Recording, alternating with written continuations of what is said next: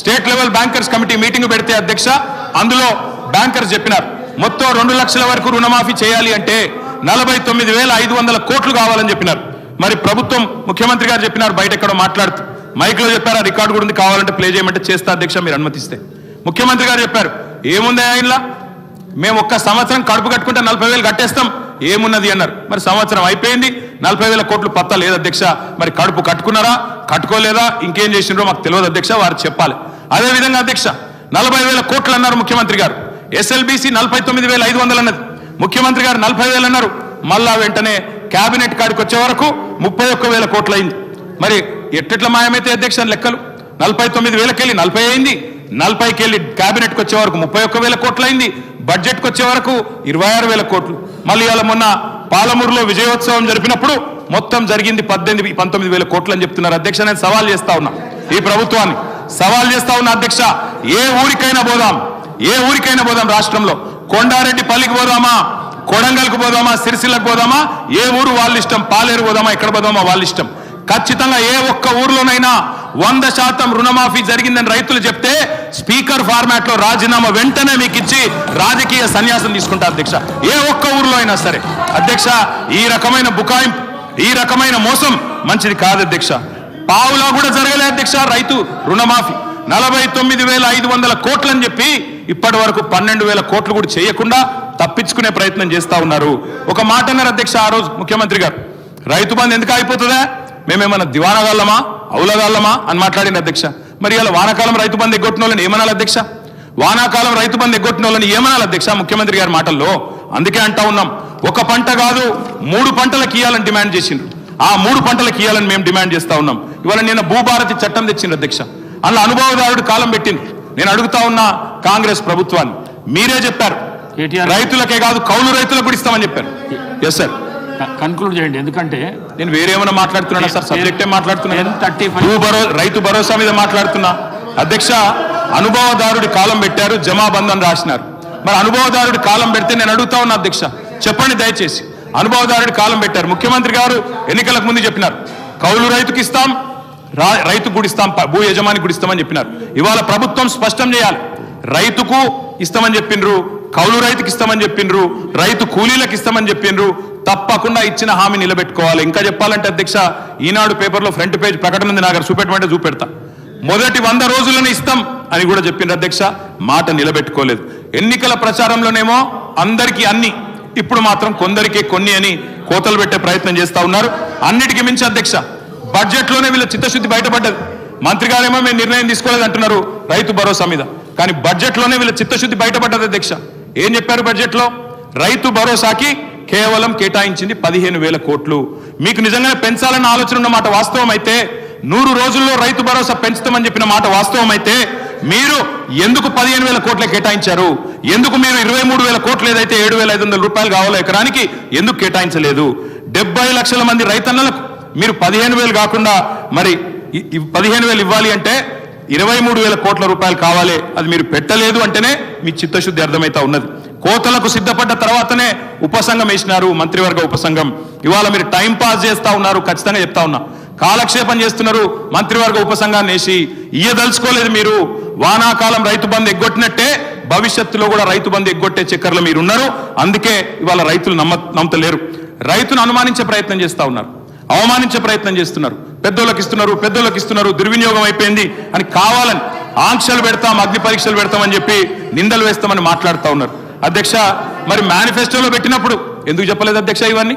ఆ రోజేమో అందరికీ అన్ని, ఇప్పుడేమో కొందరికే కొన్ని కోతలు పెడతామని అప్పుడు ఎందుకు చెప్పలేదు అధ్యక్ష? అందుకే అధ్యక్ష ఐటీ గట్టేటోళ్లకు అధ్యక్ష ఈ రాష్ట్రంలో అధ్యక్ష పాన్ కార్డులు ఎన్ని ఉన్నాయో తెలుసా అధ్యక్ష? ఈ రాష్ట్రంలో 1 కోటి పైచిలకు పాన్ కార్డులు ఉన్నాయి. మరి రేపటి రోజున పాన్ కార్డులు ఉన్న వాళ్ళందరికీ కట్ చేస్తామంటే, ఐటీ కట్టేటోళ్ళకి కట్ చేస్తామంటే ఎట్లా కుదురుతుంది అధ్యక్ష? లీకులు ఇచ్చి రాయిస్తున్నారు, గుట్టలకు పుట్టలకు రైతు బంధు అని కట్టుకథనాలు రాయిస్తా ఉన్నారు. ఉపసంఘం నివేదికలో 1,00,000 కొనేలు పెడతా ఉన్నారు. రైతు బంధు పథకం ఉసురు తీయబోతున్నారు, ఉరేయబోతున్నారు అనేది మా అనుమానం. ఉపసంఘం నివేదికను ఖచ్చితంగా రాష్ట్ర ప్రజల ముందు పెట్టాలి, శాసనసభ ముందు పెట్టాలి. అధ్యక్ష నేను ఒకటి అడుగుతున్నా అధ్యక్ష, ప్రభుత్వ ఉద్యోగులకు ఐటీ చెల్లింపుదారులకు రైతు భరోసా కట్ చేస్తారా? మంత్రి గారు చెప్పాలి. ప్రభుత్వ ఉద్యోగులకు భూమికున్న బంధాన్ని తెంపేస్తారా? వాళ్ళు రైతు బిడ్డలు కాదా? వాళ్ళు భూమిపుత్రులు కాదా? రైతు బిడ్డ ఉద్యోగి అయితే వారికి కటింగ్ పెడతారా? తప్పకుండా చెప్పాలి.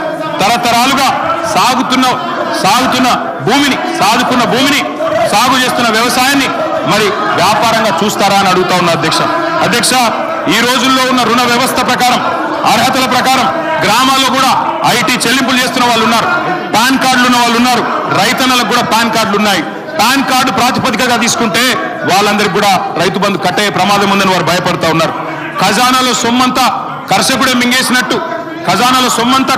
మింగేసినట్టు గోరంతలు కొండంతలు చేసి ప్రాపగాండ చేస్తా ఉన్నారు. ఇది మంచిది కాదు అధ్యక్ష. ఒక పక్కనేమో దేశంలో ఈ బీజేపీ అధ్యక్ష, దేశంలో 14.5 లక్షల కోట్ల పెద్ద పెద్ద బడా వ్యాపారవేత్తల అధ్యక్ష, వాళ్ళేమో మొత్తం సొమ్ములు ఎగవేసి బ్యాంకులను లూటీ చేసి పారిపోతారు అధ్యక్ష. వాళ్ళని పట్టుకునేటోడు లేడు, అడిగేటోడు లేడు. కానీ రైతు కాడికి వచ్చే వరకు రైతులు మొత్తం ఖజానా మింగేసినట్టు, వాళ్ళ వల్లనే ఖజానా దివాలా తీసినట్టు ఇలా మాట్లాడుతూ ఉన్నారు అధ్యక్ష.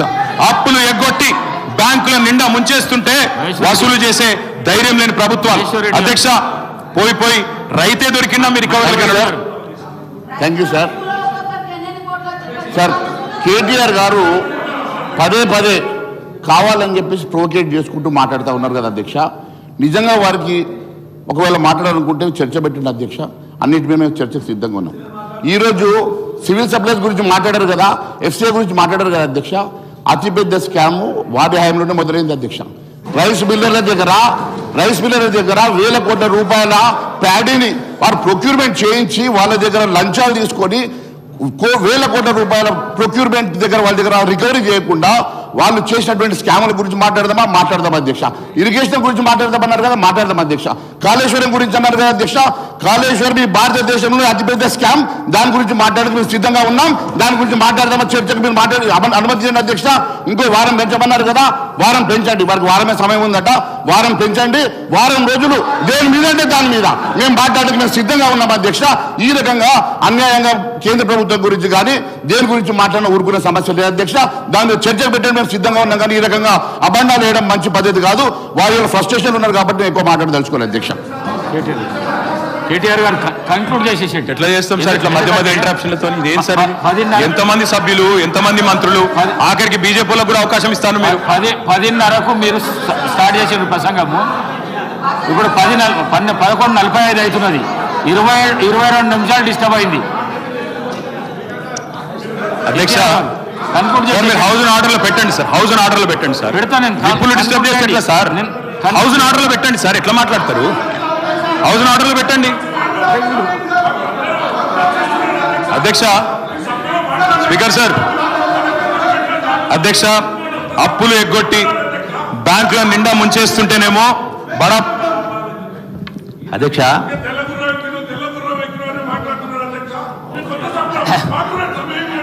అధ్యక్ష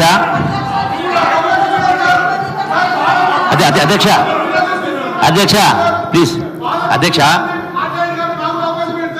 అధ్యక్ష శ్రీహరి గారు ప్లీజ్. అధ్యక్ష, గౌరవ శాసనసభ్యులు కేటీఆర్ గారు మాట్లాడుతూ 2-3 విషయాలు ప్రస్తావిస్తుంది. ప్రధానంగా ఒకటి, పాలమూరు జిల్లాను సస్యశ్యామలం చేసిన ఒకటి మాట్లాడిండు. రెండవది, ఈనాడు రైతు భరోసా గురించి మీరు ఇవెందుకు చేయలేదు అవెందుకు చేయలేదు మాట్లాడుతూ ఉన్నారు. అధ్యక్ష, పాలమూరు జిల్లాను వాళ్ళు సస్యశ్యామలం చేసినామంటే ఏం మాట్లాడితే పాలమూరు జిల్లా ప్రాజెక్టు గురించి మాట్లాడారు.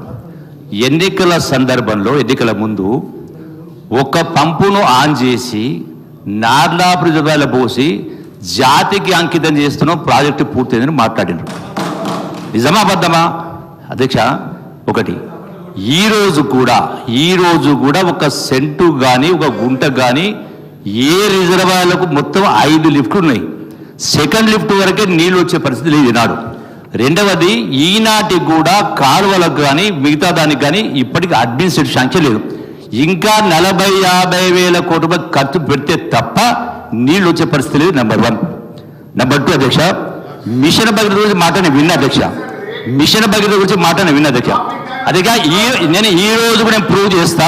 రెండోది అధ్యక్ష, ఒక నిమిషం, ఇరిగేషన్ నుంచి మొత్తం పాలమూరు జిల్లా చేసినామంటే కాంగ్రెస్ హయాంలోనే ఆనాడు రాజశేఖర రెడ్డి గారు ముఖ్యమంత్రి ఉన్నప్పుడు కల్వకుర్తి లిఫ్ట్ అయినా, భీమా అయినా, నెట్టింపాడైనా, కోయిసాల 8 లక్షల ఎకరాల ప్రాజెక్టు మంజూరు చేసి కాంగ్రెస్ ప్రభుత్వం రూలింగ్లో ఉన్నప్పుడే మొదటి లిఫ్ట్ని పంపు చేసి ఆనాడు శ్రీవారి సముద్రం నింపి నీళ్లు ఇచ్చి కార్యక్రమం చేసిన దగ్గర వీళ్ళు 10 సంవత్సరాలు పరిపాలన చేసిన తర్వాత 8 లక్షల కోట్ల రూపాయలు అప్పు చేసిన తర్వాత ఈనాటికి కూడా ఇదే భీమాలో ఇదే కల్వకుర్తిలో ఇదే నెట్టెంపాడులో ఈనాటికి కూడా ల్యాండ్ అక్విజిషన్ కూడా పేమెంట్ కానటువంటి డ్యూస్ చాలా ఉన్నవి. ప్రాజెక్టు పూర్తి కానీ చాలా ఉన్నవి. పూర్తి ఆయకట్టు రాలేదు అధ్యక్ష, ఈనాటి కూడా రాలేదు అధ్యక్ష. రెండో అధ్యక్ష, ఈనాడు లక్ష్మీదేవపల్లి దాని గురించి చాలా మాట్లాడారు, రిజర్వాయర్ చేస్తామని. రెండో అధ్యక్ష, ఆనాడు కేసీఆర్ గారు కుర్చేసుకొని కట్టిస్తా అన్నారు. అంటే 10 సంవత్సరంలో 2 సార్లు పూర్తి చేస్తా అన్నారు. అంటే 10 సంవత్సరాల కాలంలో 8 లక్షల కోట్ల అప్పు చేసి కూడా మరి ఎక్కడేసే కొంగడు అక్కడ ఉంది అధ్యక్ష.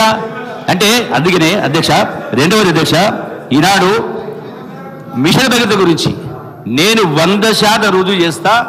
ఈ రోజున చాలా గ్రామాల్లో, మెజారిటీ గ్రామాల్లో ఎక్కడ కూడా 60-70% విలేజెస్లో నీళ్లు రావటం లేదు.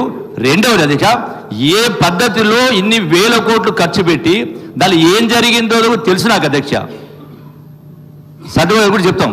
అంటే ఇప్పటికి కూడా ఆ డిజైన్ ప్రకారం ఎక్కడ కూడా నీళ్లు కరెక్ట్గా రావడం లేదు. నేను రుజువు చేస్తా. ఇంతమంది మాట్లాడినారు రామారావు గారు, నేను ఇప్పుడే రుజువు చేస్తే నా పదవికి రాజీనామా చేస్తాను. నేను కూడా సిద్ధంగా ఉన్నా అధ్యక్ష. అంటే ఈనాడు పాలమూరు ప్రాజెక్ట్ అయినా ఇతర ప్రాజెక్టులు కూడా చాలా జరిగినాయి, చాలా లోపల పడ్డాయి. రెండోది అక్కడ కాళేశ్వరం గురించి మాట్లాడారు. మరి కాళేశ్వరంను ఆ స్థాయిలో ఇన్ని వేల కోట్లు ఖర్చు పెట్టి, 8 లక్షల కోట్లు ఖర్చు పెట్టి ఏం జరిగిందో తెలియదు అధ్యక్ష. ఈనాడు రెండవది, ఈనాడు దీని గురించి మాట్లాడుతూ ఉన్నారు. ఎందుకు మీరు రైతు భరోసా లేదు చేస్తాను, వాళ్ళు చేస్తున్నారు, వీళ్ళు చేస్తారు, ఇదేం చేస్తున్నారు, అదేం చేస్తున్నారు మాట్లాడుతున్నారు. దీనికి కారకులు ఎవరైతే అధ్యక్ష? అంటే రాష్ట్రాన్ని 64 సంవత్సరాలు పరిపాలించినట్టు సుమారు 14-15 మంది ముఖ్యమంత్రులు పరిపాలన చేస్తే ఆ ఉన్నటువంటి అప్పు 70,000 కోట్లు. మీరు 10 సంవత్సరాల్లో ఒక ముఖ్యమంత్రి గారు 7 లక్షల చిల్లర అప్పు ప్లస్ విద్యుత్ సంస్థ మొత్తం 8 లక్షలు. ఇక్కడ ప్రస్తావిస్తున్నా, గౌరవ గతంలో ఫైనాన్స్ మినిస్టర్ గారు హరీష్ రావు నేను ప్రశ్నిస్తా ఉన్నా అధ్యక్ష, నిజాయితీ చెప్పడానికి కూడా ధైర్యం కావాలి. గత శాసనసభలో ఇక్కడి నుంచే నేను మాట్లాడినా. ఏమన్నా అధ్యక్ష, మొన్న ఈ మధ్య కాలంలో కూడా పేపర్లు నేను చూసిన, మేము చేసింది 3 లక్షల కోట్లు అయిపోయిన కోట్లే అప్పని మాట్లాడి, అంటే ప్రజలు తప్పు పట్టించే ప్రయత్నం చేస్తారు. నేను మళ్ళీ అడుగుతా ఉన్నా, ఈ రోజున మీరు ఇరిగేషన్ పైన చేసిన అప్పు సుమారు 1,00,000, 2 లక్షల కోట్లు, 3 లక్షలు అప్పు చేసిండ్రు. దానికి అప్పు ప్రభుత్వం గ్యారెంటీ ఇచ్చినప్పుడు ఈ అప్పు కట్టే బదులు ప్రభుత్వం చేస్తుందా? రైతుల దగ్గర మీరు ఆ డబ్బులు వసూలు చేసి కడతారని చెప్పండి, దమ్ము చెప్పండి. అట్లాగే మిషన్ భగీరథ పేరు అప్పు చేసినా చేయలేదా? రైతుల నుంచి ఆ 50,000 కోట్ల అప్పులు వసూలు చేసి కట్టారా మీరు? ప్రభుత్వం కట్టద్దా? అంటే అందుకనే ఎంత గొప్పగా మాట్లాడినాం, ఎంత పాండిత్యం కూడా లెక్క కాదు అధ్యక్ష. నిజాయితీగా మాట్లాడాలి. నేను రుజువు చేయాలన్నప్పుడు నేను ఇప్పుడు రాజీనామా చేస్తా చెప్పండి మరి. అందుకని ప్రజల్ని తప్పుదో పట్టించే ప్రయత్నం చేయొద్దు, నిజాయితీగా మాట్లాడండి.